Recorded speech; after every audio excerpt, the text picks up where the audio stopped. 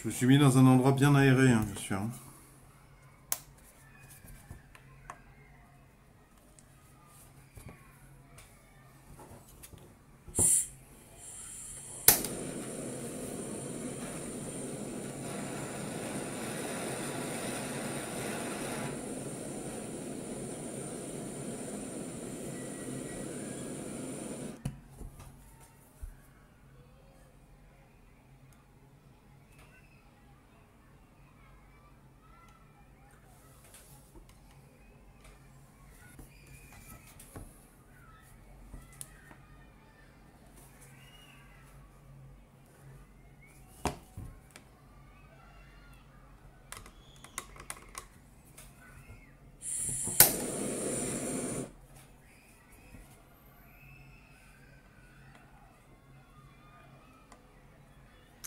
C'est marqué PP ici, hein. Donc c'est pas de l'ABS, sauf erreur de ma part, donc je peux pas utiliser l'astuce de l'acétone.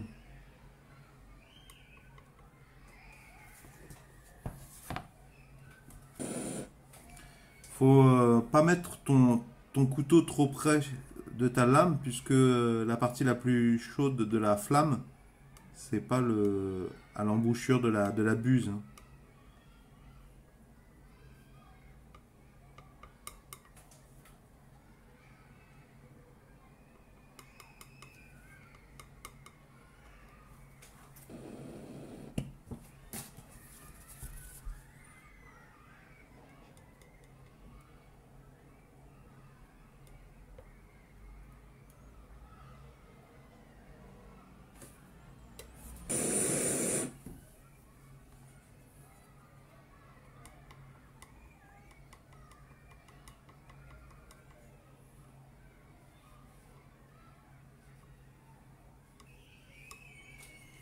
Ok.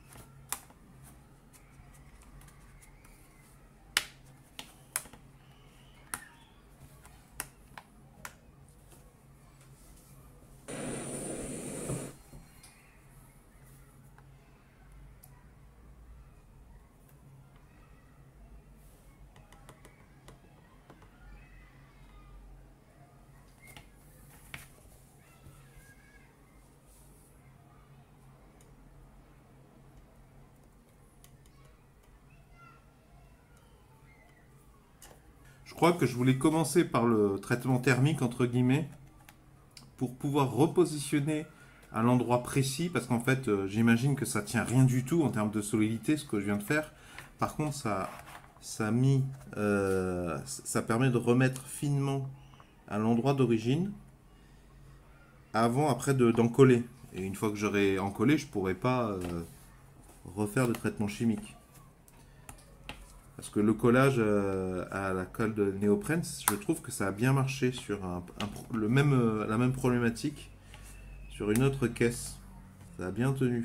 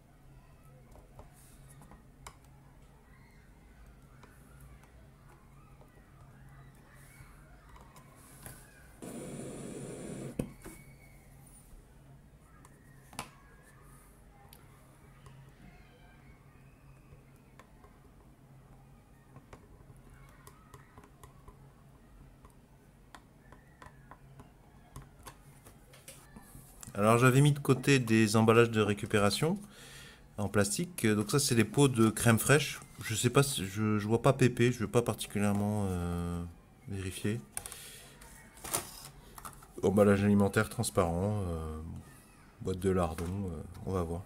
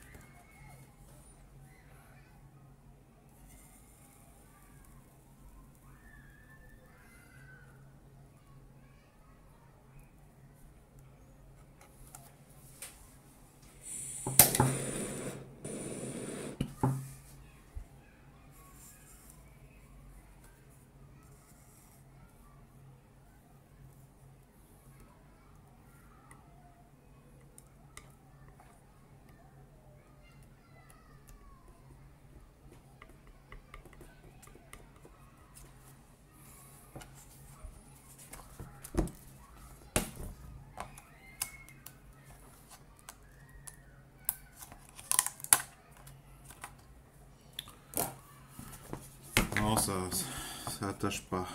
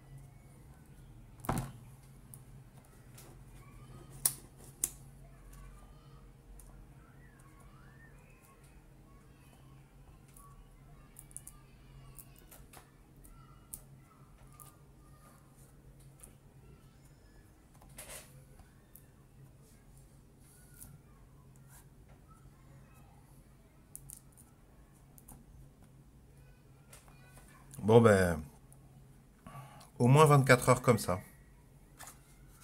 Rendez-vous demain ou après-demain.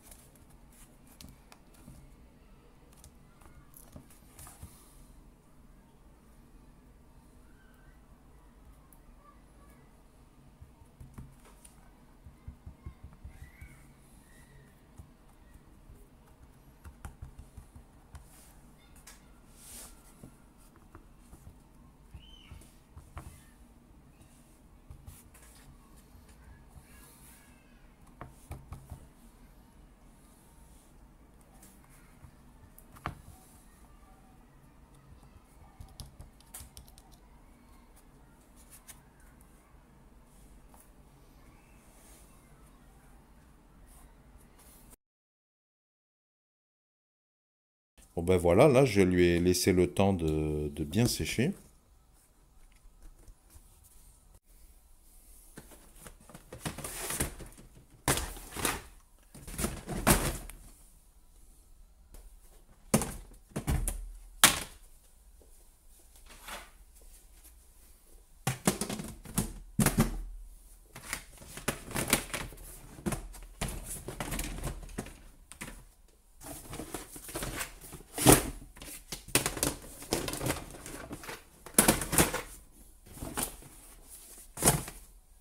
Alors, est-ce que ça va vraiment tenir? Eh bien, mon point de vue, c'est qu'il y a une seule manière de tester, de savoir, c'est de tester, pardon.